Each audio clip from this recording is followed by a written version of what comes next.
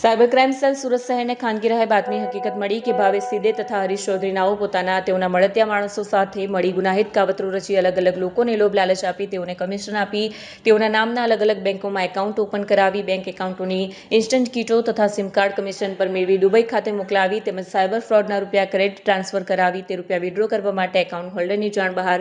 Bank account સાથે link mobile નંબરનો ગેરકાયદેસર ઉપયોગ કરી તેના દ્વારા ઓનલાઈન ટ્રાન્ઝેક્શનો કરવા માટે નેટ બેન્કિંગ એપ્લિકેશનોનો ખોટી રીતે ઉપયોગ કરી તેના દ્વારા સાયબર ફ્રોડના રૂપિયા જુદા જુદા એકાઉન્ટોમાં ટ્રાન્સફર કરી તે રૂપિયા બેંક એકાઉન્ટોમાંથી એટીએમ કાર્ડ દ્વારા વિડ્રો કરી દેશના જુદા જુદા ભાગોમાં સાયબર ક્રાઇમના ગુના આચરતી ગેંગ સાથે મળી સાયબર ક્રાઇમની પ્રવૃત્તિ કરી રહેલ છે તે બાતમી આધારે રેડ કરતા રેડ દરમિયાન ભાવેશ મનોજભાઈ સિંદેની ધરપકડ કરવામાં આવી છે।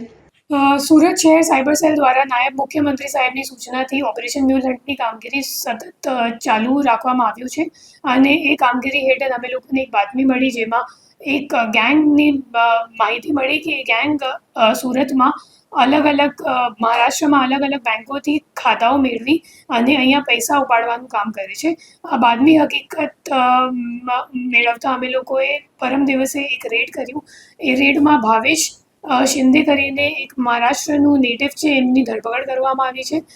એમની ભૂમિકા એવી રીતની હતી કે જે લોકો એટીએમ કાર્ડથી પૈસા ઉપાડે છે તો એમનેથી કેશ લેવાનું કામ ભાવેશ કરતો હતો અને ભાવેશ પછી આ કેશ હરીશ ચૌધરીને આપતો હતો। તો આપણી ટીમ પછી હરીશ ચૌધરીને ઘરે પણ ગઈ અને હરીશ ત્યાં મળ્યો નથી પણ એમના રૂમમાં અમે લોકોને 18.5 લાખ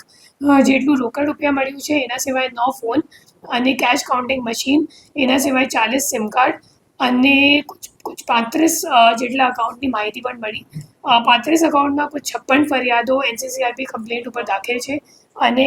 જે ફ્રોડની રકમ છે એ 47 કરોડ 74 લાખ જેટલીની છે અને હાલ આ દિશામાં તપાસ ચાલુ છે કેમ કે જે બે નાસ્તા ફરતા આરોપી છે હરીશ ચૌધરી અને ઋષિકેશ ચૌધરી એ બંને જણા અગાઉ પણ ઈડીના એક કેસમાં જે ગેમિંગનો કેસ હતું 4 વર્ષ પહેલાંનું તો એમાં એ લોકો